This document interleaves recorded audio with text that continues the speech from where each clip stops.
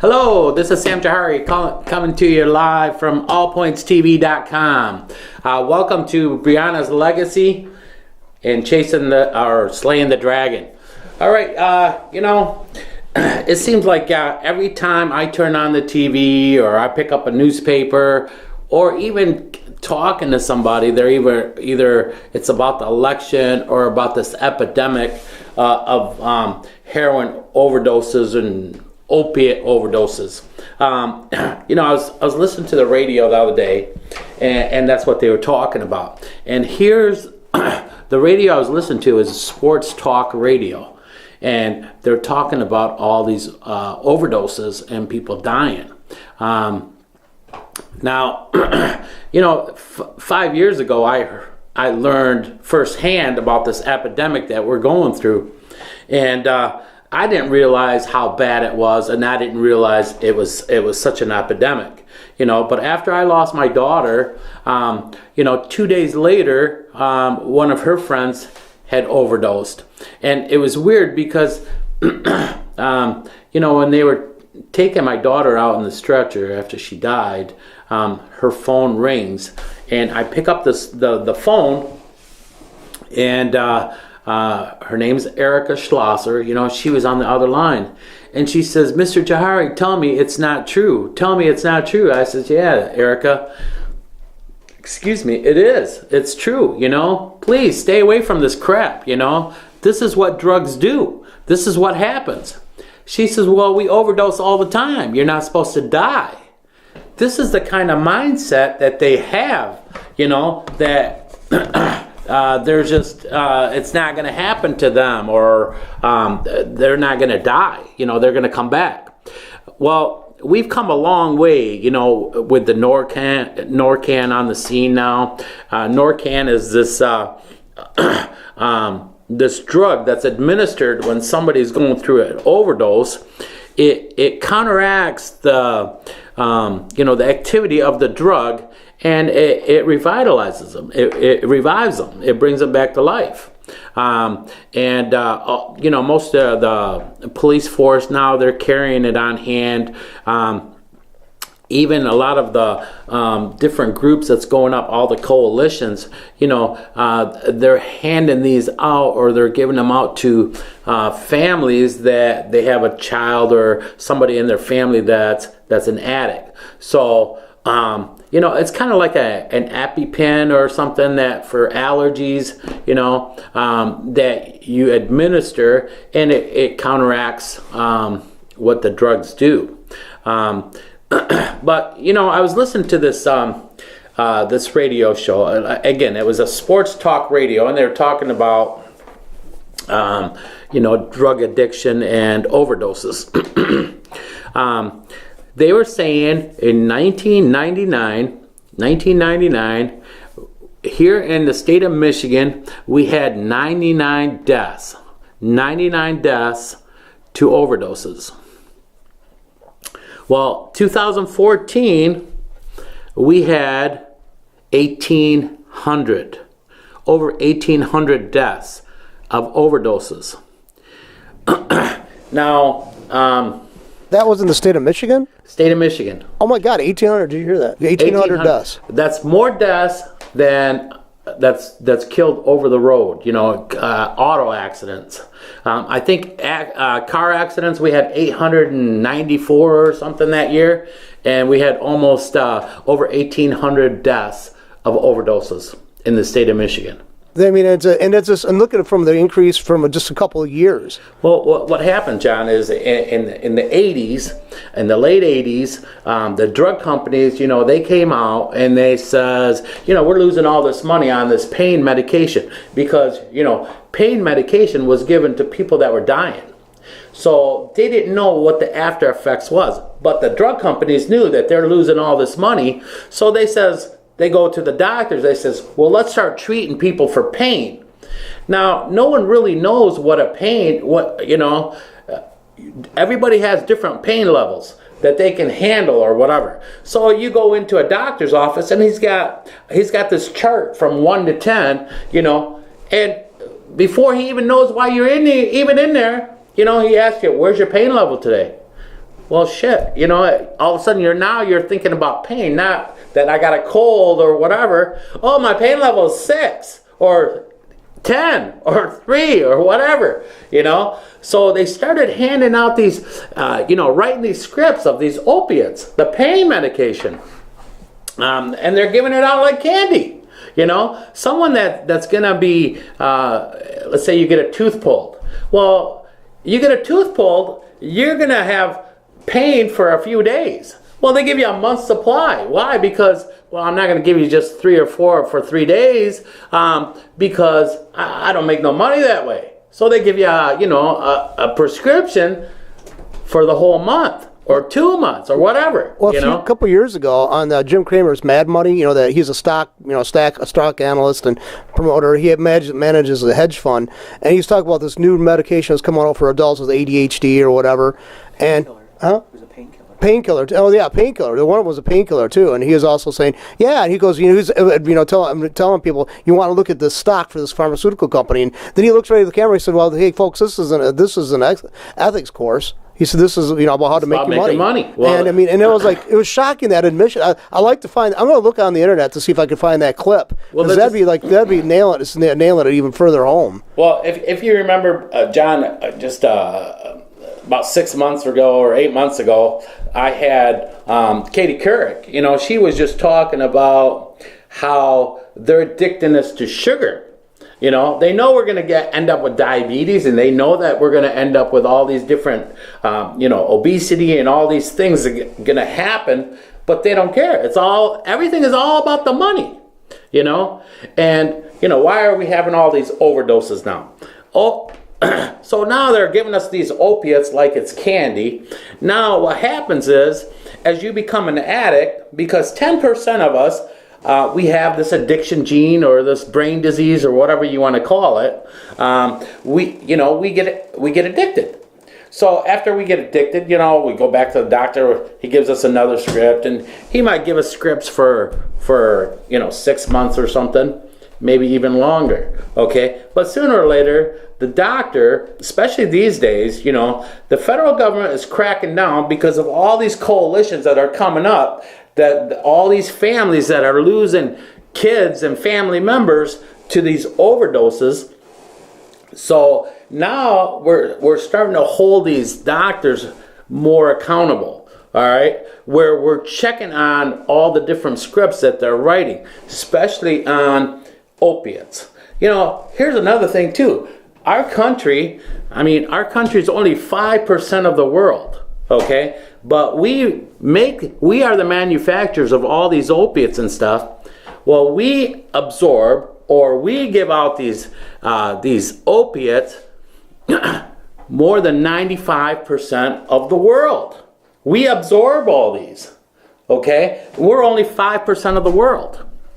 But 95%, they were saying that on an average, you're taking 800... I don't know. I got off track. I got off track here for a second. But on the average, there's 3 different kind of scripts that was handed out per individual, which is crazy. How come if we're only 5% of the world, we're absorbing all these opiates and all these pain medication, and the rest of the world, they're I guess they're not being treated for pain, or they don't have the pain. Something is just not right here. But it's taken us a long, long time, that everybody, the president's speech a few months back, within first 3 minutes of his speech, he's talking about, drug abuse. So he's realizing, or everybody's realizing, that this is happening everywhere. In every state, in every city, okay? People are dying. Over 328 people die every day from overdoses. Okay? If you just look at our state, you're looking at 6 to 7 a day. 6 to 7 a day. just here in our state. Those are the ones that die. Okay, out of those people, if 6 or 7 are dying every day, okay, there's probably close to 100 of actual overdoses that happen that people live. All right, that they administer this Norcon, they bring them back, and guess what? It's like, it's not that's a deterrent. When somebody overdoses, it might scare them for a minute, but 2 days later they're out there doing it, if not the next day. If it's not the next day. Well, here's another thing, okay? We've had this war on drugs since the 70s, all right? And all has happened is there's more addictions, and there's more people in prisons and in jails, okay, that they need to be treated. And it would cost us a lot less to treat them than to imprison them and house them in prisons. And that's what's happening. There's more and more prisons, okay? 70%, maybe even over 70% of almost everybody in our prisons, okay, are for non-violent crimes. They're for drugs and mental health. What happens is when somebody has a mental health issue, okay, they don't know what's going on in their mind or why they are the way they are. But what happens is they tell you that they self-medicate. How do they self-medicate? They self-medicate by that bottle, drinking, or with those opiates or whatever. That just makes them kind of feel whole. Not what Hillary Clinton's talking about. That's another crazy thing that's going on, man, with our country and stuff. We're not going to talk politics, but you definitely need to open your eyes and listen, and only believe 1 to 5% of what's coming out of these people's mouths. Okay. And the whole thing is, we need to hold them accountable.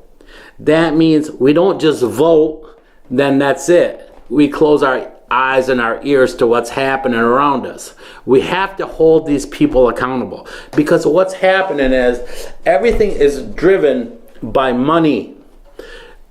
The drugs, the sugar, whatever it is. Okay, and the reason they get you all addicted and get your mind on something else that's happening is so you don't see what they're doing. So you close your eyes to these politicians and the corruption that's going on around us. All right, we need to hold them accountable. I love this country. All right. My grandfather was here through the Great Depression, and he was an American citizen. And when he went back to Lebanon, he married my grandmother. My grandma wouldn't come back to this country with him.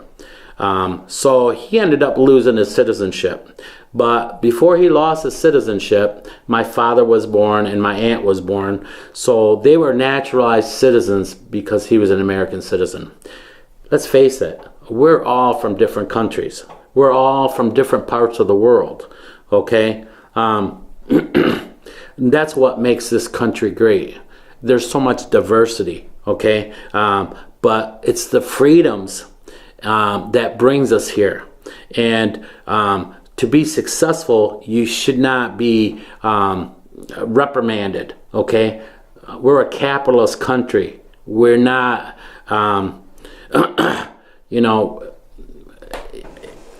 can go live in Europe where they tax you 80% and then everything's given to you, because that's how they live over there. But that's what brought us to this country, is for the American dream, okay? That we have all these liberties, and that's what makes this country great, okay? That's what makes this country great. And one of the best freedoms that we have is we get to vote. we get to vote and we get to speak our mind, okay? And it shouldn't be a conflict or war if I have a different opinion than you. You know, what happened to the great debate between us and the communication? Now it seems if you don't agree with me, it's got to be, you know, we're going to start fighting. Shouldn't have to be like that, okay? But I think, you know, our politicians or these people have gotten us to where we're so angry with what's happening around us, we don't know how to communicate anymore. We got all this anger, you know, I tend to vote a little more Republican than anything else. I try to listen to, you know, to vote for the best person, not a certain party or the other. But I tend to vote, I believe, less government. I believe, you know, I don't think everything should be handed to no one. You know, everybody falls to a certain point in their life where they need help. And I believe in giving people help. But I don't believe in making someone lazy and giving everything. I believe in, as our government or as a government, we should have opportunities. So if you're down and out, to be able to stand up. And I think a lot of times with all these entitlements, you know, we've made our country lazy. Why work if you can sit at home and actually make more money? I don't agree with that. I believe that sometimes, you know, you fall down, and I know about falling down. I've been there, but sooner or later, you have to stand up. You have to get back up, and our government has made us, the people, lazy. You know, when Romney was talking about 48% of people getting entitlements, I think we're up to like 51%, if not more. So 49% people paying taxes and 51% is getting entitlements. Does that make sense? Our country is in bad shape. We're going to go broke. I mean, look at our debt every day. You know, just climbing. We're not paying off our debt. It just keeps going up. Sooner or later, you know, we're going to go broke. I don't care. You go to any bank, you know, if you're constantly withdrawing, okay, sooner or later that bank goes broke. Doesn't it? Doesn't that make sense? Now, but I don't know how we've gone as far as we have, because their money, let's face it, the revenue is not there. It's all basically, they print more money, devalues the stuff that's out there. You have some in your account, now you have all that saved up. It's just so much floating around there. The stuff you have saved up is devaluated. They're going to find a way of taxing that so that you have to work harder now to keep your head above water. Well, meanwhile, they're finding other wars to give it into, other people to give it to. I mean, George Bush the First handed over millions and millions of dollars, maybe billions, I don't know, to Russia and Israel from the Social Security fund. So I don't know where this money for the future is going to come to. Well, we just keep printing. And besides, we have with the manufacturing jobs are totally pretty much left the shores. I mean, there's some there, but I mean, they're like a paltry sum compared to what we used to have. And that's where the money's at. That's where the wealth of the creation's at, is in the manufacturing jobs, not the service industry.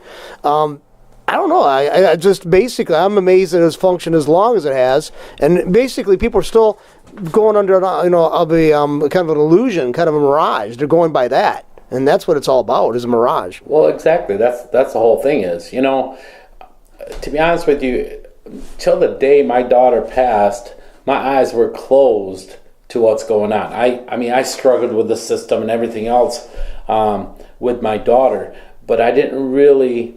A lot of times you don't want to, rock the boat, or you just go with the flow. But we can't go with, can't go with the flow anymore. I mean, we have to wake up as a people and really open our eyes. And this is our country. I love this country, all right? And I don't want to see anything bad happen to us. I don't want to see us going broke. As Secretary Clinton, when she was in office, I mean, she put up all our federal land up as collateral for this money that we were getting from China. So not only are we in debt, but they have our federal land as collateral. You know what? There was a lot of things that that I didn't realize. The laws and stuff like that of what goes on. But this one day, before my daughter passed, she was acting just weird, and I thought she was just on drugs and stuff. So I ran her over to the hospital, trying to get her into another rehab, of course, at the time. And, on the way home, she said, "Daddy, can I just talk to you? You won't be mad at me." And it was like, and I'm like, "Sure, honey. Even if I get mad at you, I'm always gonna love you no matter what. But whatever's troubling you, She said, "Daddy, I just I want you to know that I wasn't on any drugs, but I just had an abortion." I said, "You had an abortion?" Nobody even called me. Nobody asked me. You're 15, What do you mean you had an abortion? She said, "Well, Dad, here in this state, you can go in front of a judge. Of course, it was another county, I think she said. But she said they came from Pennsylvania and they came from Ohio. They came all over, to go to this. If a judge approves your abortion, you can have an abortion without your parents' knowledge." I'm like, wow, that is crazy,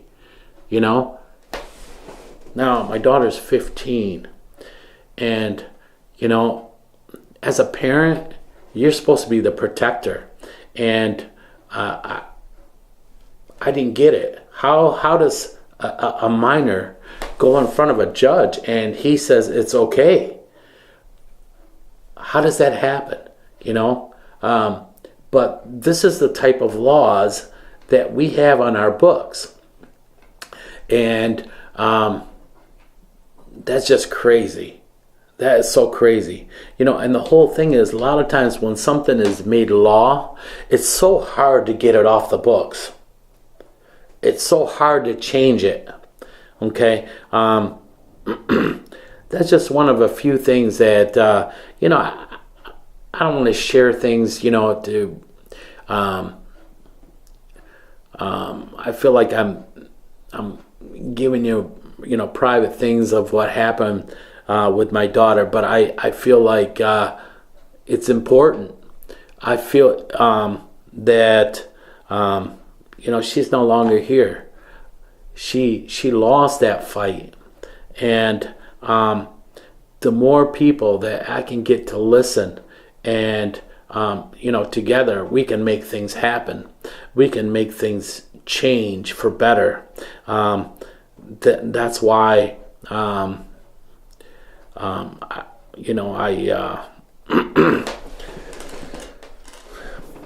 give you our ins and outs. That was one of the things that came out. With the addiction of my daughter. Another thing too is, my daughter, I had no control over her. She's cutting school. She's on drugs. She's 15 and she's with an 18-year-old boy.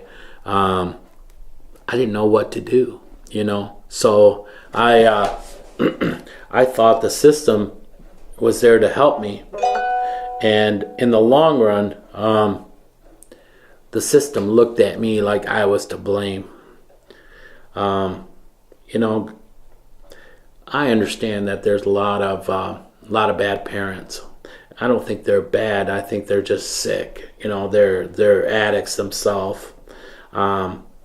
Where I think when you're an addict, all you care about is your next high, and you don't. As much as you love your children, or you love your mate, or you love yourself, you love that drug even more. It has that kind of hold on you. And you know, I was listening to 60 Minutes. 60 Minutes, they were talking about addiction, and the first thing, he's talking to this beautiful young lady, you know, and he was tongue-tied. He's like, I'm sorry, you don't look like a heroin addict. She says, well, thanks for that, but anybody can be a heroin addict. It's like, wow, you know, because I used to think the same way. I used to think that you come from a good home, you know, this kind of shit doesn't happen. But it doesn't matter what kind of home you live in, how much money, what kind of car is in your driveway. It can happen to you. You know, they used to think that this happens just in the inner city. Well, 70% is happening. Only 30% is in the inner city. Okay? So this is happening all over. The whole thing is, for every person that you hear died of an overdose, there's probably 10 to 20 that you don't even hear about, that gets swept under the carpet. You know, in the last 5 years, I've gone to more funerals that can't even count. More funerals, you know. The whole thing is, when you talk to people that, you know, that work in like these rehab centers and stuff, and most people, when they start on drugs, they start at 12 and 13 years old. Isn't that crazy? 12 and 13 years old. Yeah. See, kids, they just think they have all the answers and they know everything, and they don't think anything was going to happen to them. But I'm here to tell you that drugs are more powerful than anything, and they will take you down, and sooner or later they'll take your life. It's very, very few that live with this for a long time. 3, 4 years, 5 years, 6 years, and it pretty much takes them. Well, you know, we got into about the pain medicine and how that all starts. Is what happens is, you know, here's another thing too. I read a chiropractor in Rochester Hills, you know, him and 7 or 8 other doctors, they got indicted for prescription drugs. So money and corruption, it's evil, and they don't care about your life or anything else, you know. I mean, if you just look all around you, you know, it's crazy to really see things for what they are. There's a doctor in California that got indicted, you know, for writing scripts, because the government is starting to crack down, because everything is all computerized. And what's happening is, when somebody's an addict, what happens is they call it doctor shopping. Well, this one doesn't write, you know, this kind of script, so they'll go to another one, and they'll just bounce from doctor to doctor until they find one that writes them the scripts that they need, or the opiates. You know, here's some of the pain medicine can go for $80 a pill on the black market, where a heroin is $10 a hit, and that can usually last you a day, probably to start out with. So that's what happens. That's why people, they go from one thing to the other. When the doctor closes the door on you, you end up turning to the street. And when you can't afford to pay $10 for a pill or $80 for a pill, someone will come along. More likely it's a drug dealer. They'll say, "Here, man, take this, it's on me." Because they know you're coming back. You're coming back to see them. So they get you all strung out on it. And what happens with this medication, or this the heroin or the opiates, if you don't have it, you get like it's one of like the worst flus symptoms. Diarrhea, you get the shivers, like you're cold, hot, vomiting. It's just really, really bad. And that's why, drug addicts, they tell you where, I'm sick, I got to get my medicine, and that's all they do. They'll steal, they'll cheat, they'll kill you. They do whatever needs to be done, because you see their brain is not working. All their brain is telling them is they're sick. They got to get their medication.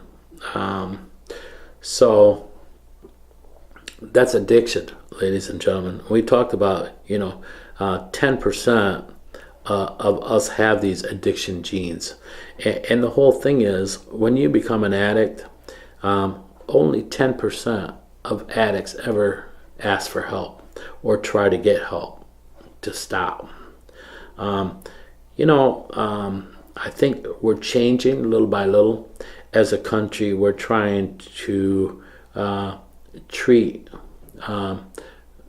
the addict. We have came out and said that addicts, it's a sickness, and we need to be treating these addicts instead of jailing them. We still got a long, long ways to go. But when you look at how many people just died in 2014 in our state, and this goes up like crazy from year to year. But they have came out with a new drug. It's called Vivitrol, and Vivitrol, it's a non-addictive drug. That's to counter, the cravings, or to help the addicts so they don't go back to heroin. This is administered as a shot, and it's good for a whole month. Now, this shot, I think it runs anywhere from $700 to $1,200 a year, or a day, a shot. And like I said, it's good for a month. And that's what a lot of the counties are doing. When they pick up an addict, they'll usually jail them for like 7 days till the drugs are out of the system. Then they give them this Vivitrol. And again, the whole thing is you have to agree, to want the help. A lot of addicts, they don't believe that they have a problem. But, when you are homeless and you're living out of the garbage cans, and you're doing crazy things, you look in the mirror and you don't know who that person is, because it changes you. It changes you big time. So that's the world of addiction. When after my daughter died, I was I had somebody from the newspaper came out and they did an interview with me, and a lot of people read the paper and stuff, and I was getting letters all through the state, people I didn't know, and that's what they were telling me. They were telling me that this was happening in their home, and I realized that there was an epidemic. And when I went to see Erica's dad at the funeral home, he's like, Sam, man, we got to do something, And it was like, yeah, we do, But it's like, what? Well, after a couple of weeks, a good buddy of mine, actually, he was Briona's debate coach, because Briona was in debate. She liked to dance. She played sports. She was a beautiful girl. My daughter, she lost her mom to addiction. I never thought that she would go that route. But, Briona's big thing was she didn't realize, or she always wanted to know what kept her mom away. What was in this drug that kept her mom away? And that's what she told me later when I found out that she had been using. Her boyfriend, he was a heroin user, and she thought, she would let him put it in her arm and she could show him that he could break this habit, where it took her life.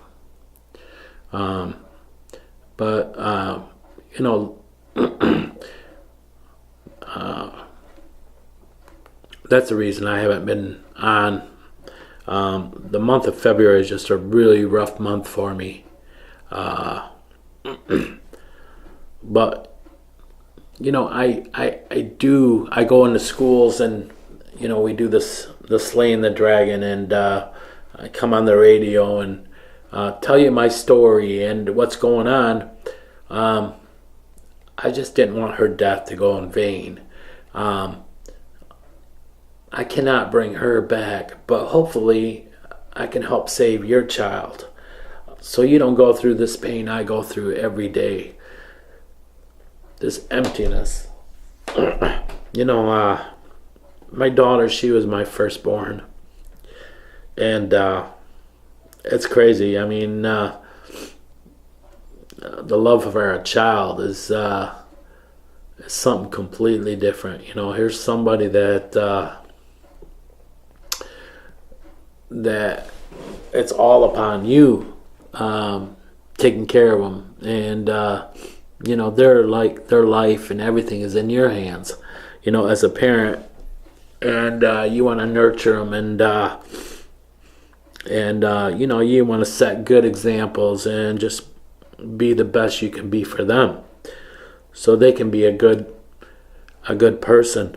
And as a parent, sometimes I don't know, I felt like I dropped the ball, even though I did everything that I thought I could do. I was embarrassed and humiliated, but I didn't care. It was about helping my child. And I'd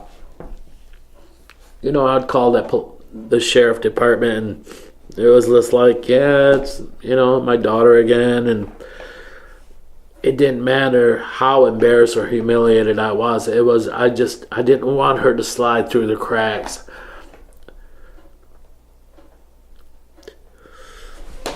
Well,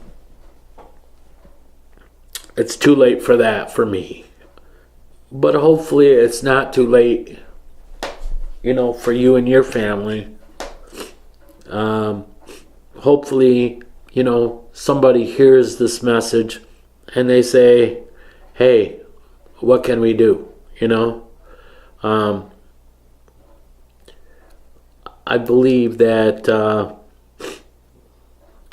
it's easy to put your head in the sand and say, this isn't happening around us. But sooner or later, it comes knocking at your doorsteps. And we have to stand up and fight back, Well, anyways, when my buddies, they formed Community Parent. It was Tony Brown, he's a county commissioner, and Joe Graves is a state rep. They were one of the founders. Bob Krug was another, he was also a debate coach. So they knew Briona and they liked her. They loved her because she loved them, and that she was just a very lovable person. So as they formed Community Parent, they also called on, Sheriff Piquel, and they came out with this program. It was called Chasing the Dragon, and they called me and they said, "Sam, will you speak?" And I was like, "Yeah, whatever I can do, sure." Then a few hours later, they called me back and they says, "Hey, can we use your 911 call?" And my wife was like, "Hell no, I don't want to hear that." And it was just like, as powerful as we can make this, as realistic, to let these kids know what drugs do. Let them use it. Well, we've been in front of over 52,000 kids, junior high students, and high school students. And everywhere I went, people would come out. My cousin's on heroin. Or my brother is an alcoholic. Or, this addiction thing is happening everywhere. Everywhere.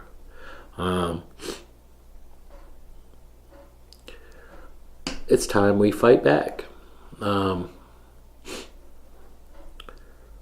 don't want you guys to feel the pain I go through. But, if you just get your head out of the sand and just really look at what's happening, there's more deaths than auto accidents.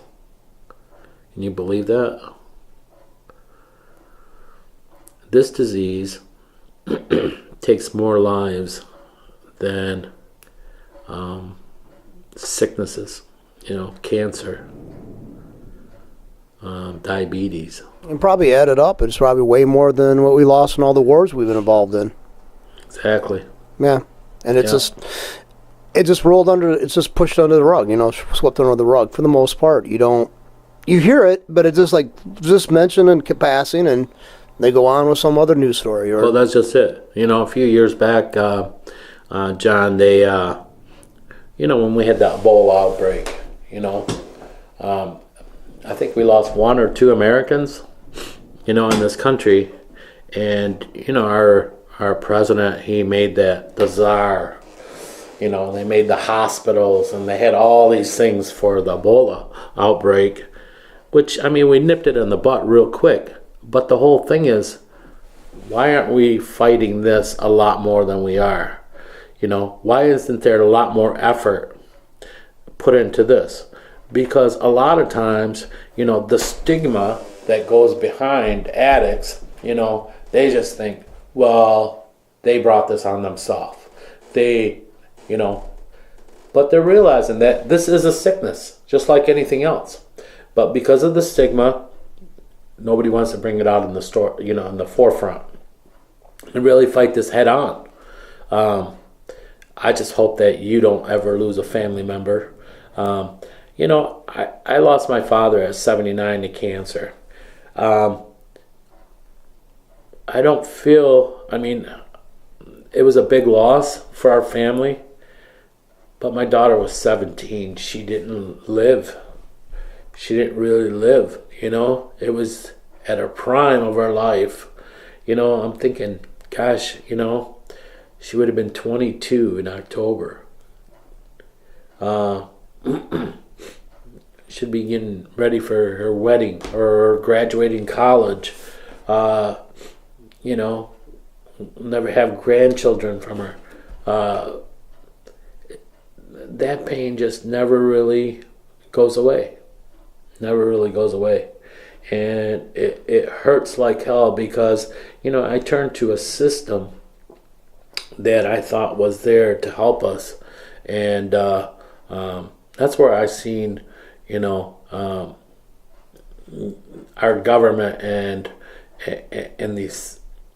our system, how it works and what it's really there about, A lot of people are there just to get a paycheck. They could care less. They could care less. And it's too bad. It's really too bad. But anyway, all we can do is you have to look at yourself in the mirror and be proud of that person that's looking back at you, and all you can do is do what you can do, and not just say it's not happening or what can I do, So I'm always recruiting. There's coalitions that are almost in every area. I get a lot of information from different coalitions throughout the state and stuff, and that's how I got this article about more deaths from overdoses than auto accidents. It was in the Detroit Free Press, and one of the coalitions called Brian's Hope. A lady that started that coalition, she lost her son Brian to an overdose, and his overdoses started with he got hurt and he was given opiates for pain, and that addicted him. And what happens is he ended up losing his insurance, and he turned to the streets, and sooner or later, he got to the heroin, and that's how he died. But this is happening. There's many Brians, and there's many Brionas, and there's many Ericas. Drugs, they're not prejudiced. They don't care who you are. And the drug dealers, they don't care who you are either. They love to give you here, have some of that. They know you're coming back. And the whole thing is, a lot of times these big drug dealers, they they cut it with all kinds of different things, to make it last longer, or get more money out of the deal. So I believe that anybody that sells drugs and people die, they should go away for murder. Maybe people will think more about killing people than just about how much they're getting paid. I believe people's lives matter. I don't care what color your skin is or where you come from. And it's things like that we really need to push. And it's things that don't belong on the books, or these stupid laws, like giving abortion to minors without their parents' knowledge need to be taken off the books. And these people that wrote those laws, they need to be hung by their toes. I don't know where the hell they were thinking, or that's just it. As a minor does something wrong, the parent is held liable. But when the kid is messing up with drugs and stuff like that, the parents don't really have a say, which is crazy. I wanted my daughter to go through drug court because they held her accountable, and she would say no, or she didn't want to go to this rehab or whatever. They gave her that option, which didn't make any sense. It's like, as a minor, as a parent, you're looked upon like you are to blame and you're held accountable, but the minor can really determine what they want. So I got a real bad taste in my mouth, and to be honest with you, I'm just starting to not feel better about it, but the anger is finally gone from my heart. I lost my daughter, and I just felt like they let her slide through the cracks. I felt there was so much more that probably could have been done. But anyway, I'm not angry anymore. In that sense,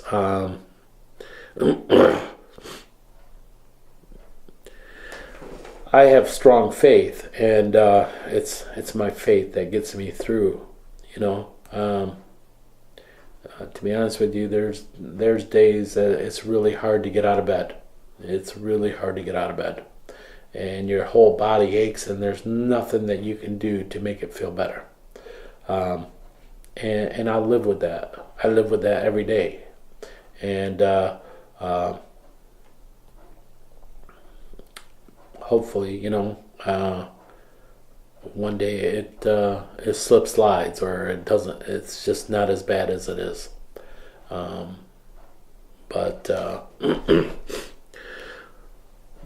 But anyways, my daughter, her name was Briona, and that's why I call it Briona's Legacy. And I want her legacy to be known, not as a minor or someone that died of addiction and died of an overdose, but I want her legacy to be known, how many she saved from her story, how many lives got turned around. And you don't always hear of the ones that you saved, but you do hear about the ones that didn't make it or that died all the time. Anyways, I I don't mean to bring you down on my story. I just sometimes I get carried away, I guess. It's just